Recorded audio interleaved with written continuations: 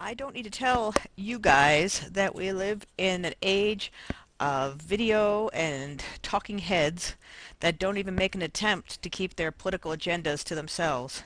Journalists, believe it or not, are supposed to suppress, curb, restrain their opinions. It is often the opinion, using carefully selected adjectives and verbs, that put forth a message.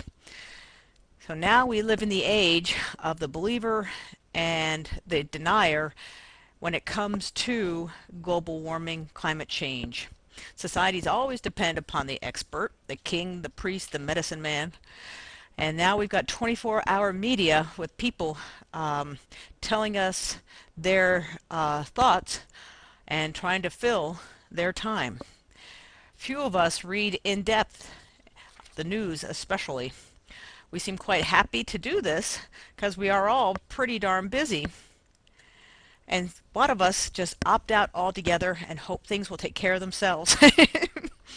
Many of the larger issues of the day that we talk about in this class are scientific in nature, and yet they're being argued by non-scientists. And sometimes they do make sense, these guys. I mean, intelligence is not limited to the scientists by any means. But why should data and judgments derived from scientific studies be valued differently? Well, the scientific method, for one, and you probably remember this from your fourth grade class, but you start off with observations. You present a hypothesis, which is an idea of what you think is going to happen and what is happening, and then you send through a series of experiments to see if your predictions from your hypothesis work. This is the test. And you get more observations, and if it's not consistent, you modify your hypothesis. And you keep going around and around, and maybe a little bit here and around in a circular motion until you come up with a consistency. And then we end up with the star, which is the theory. This is kind of a cute little diagram, but it is very important to realize that it's okay to be wrong in science and go back and figure out what to do about it.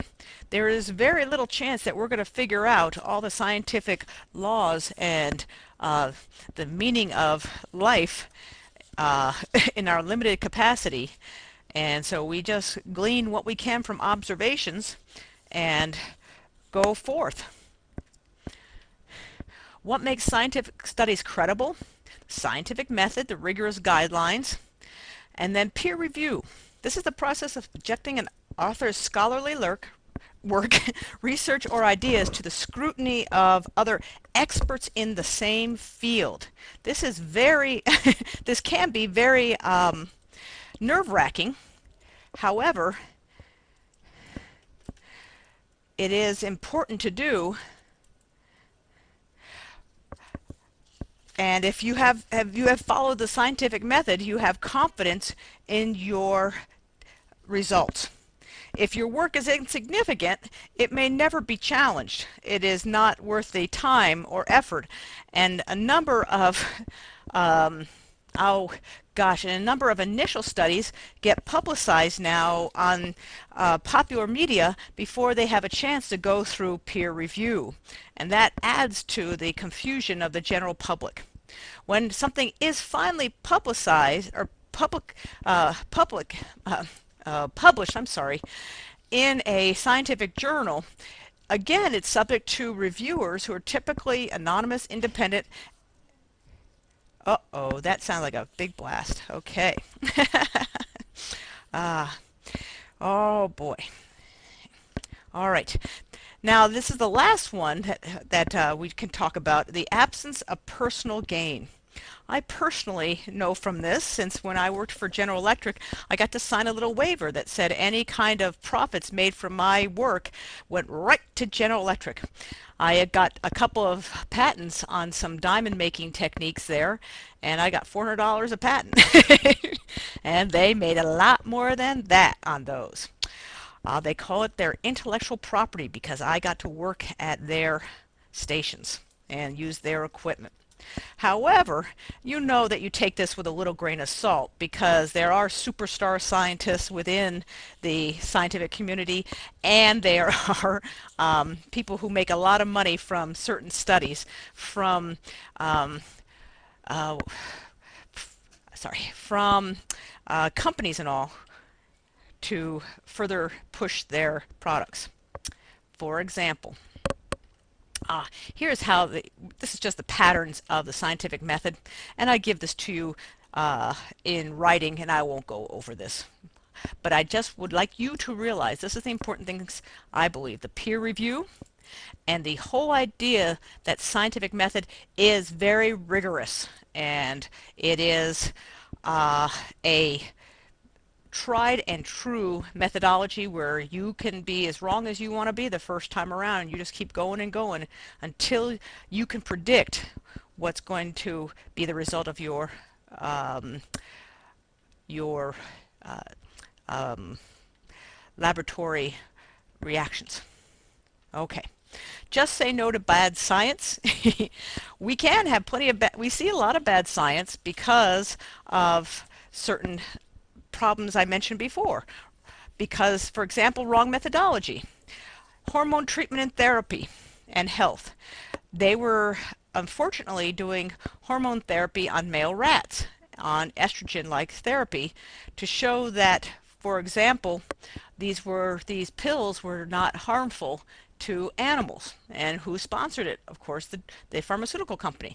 The absence only program was a great love of many conservative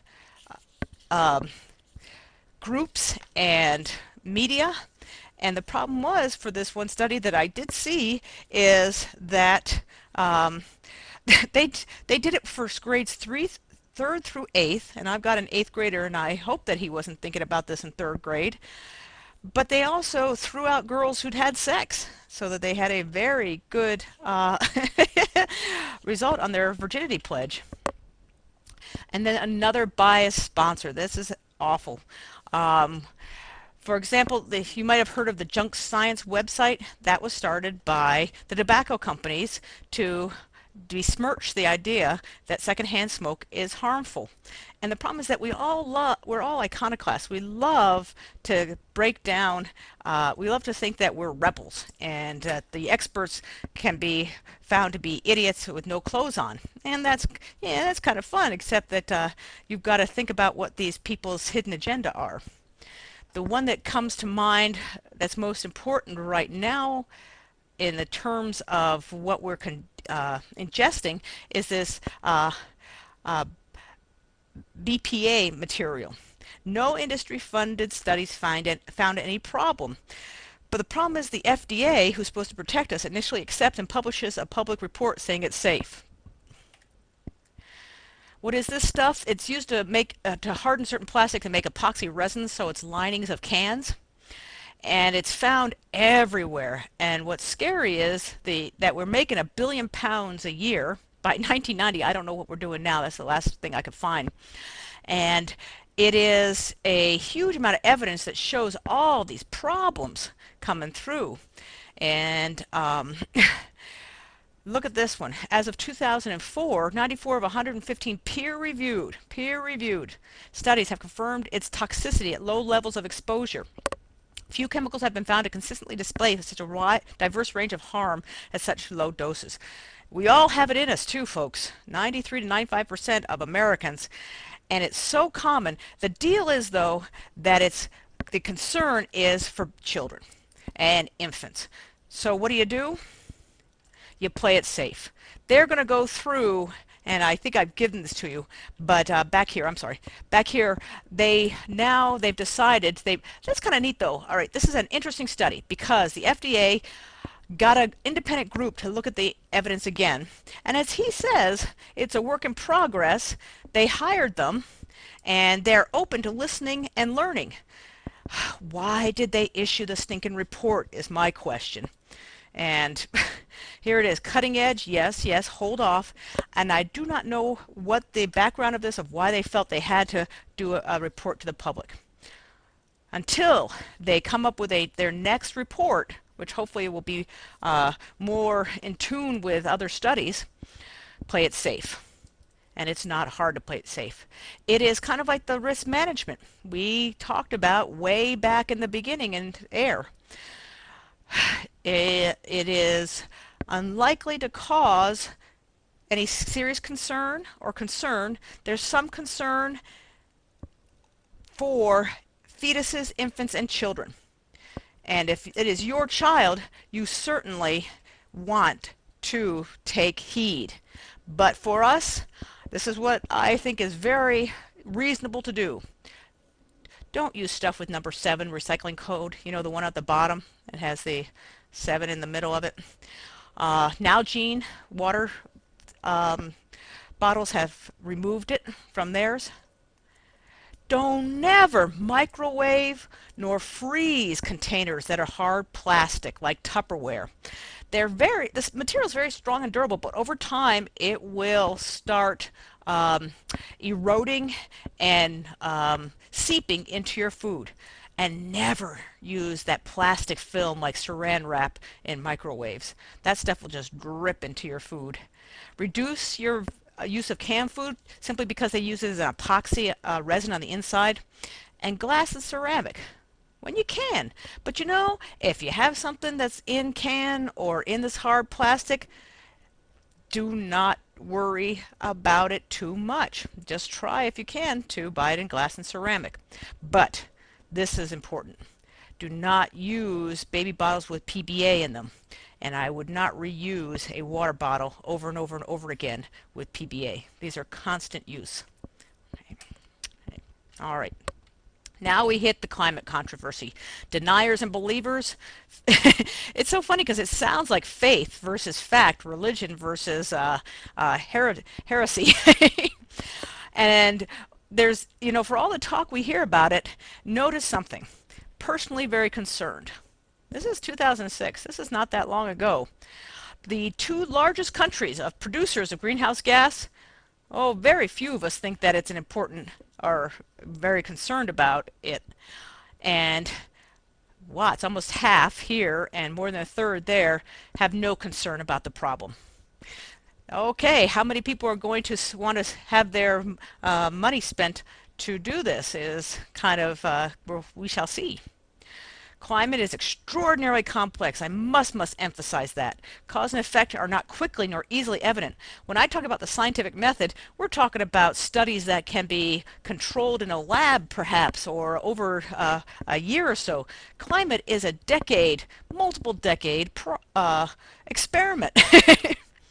Millions of lines of computer code have been written over 20, oh my gosh, let's say 30 years of advancement and development in modeling climate. And they are fantastic. They have been able to predict many, many things, but other things they have not. Okay, but all models predict some increase in the average temperature, but the magnitude is estimated in different ways from different scenarios. This is a little bit of understanding, okay, that there is some error flexibility involved. Whenever you make a measurement, there's always going to be some error is such a strange word because it sounds like mistake, but it's not going to be absolute. It's not like counting the number of pencils in your jar. Whenever you make a measurement, it is going to be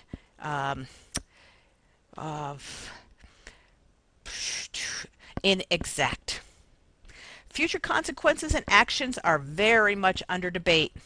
What we do know is that mitigation, that means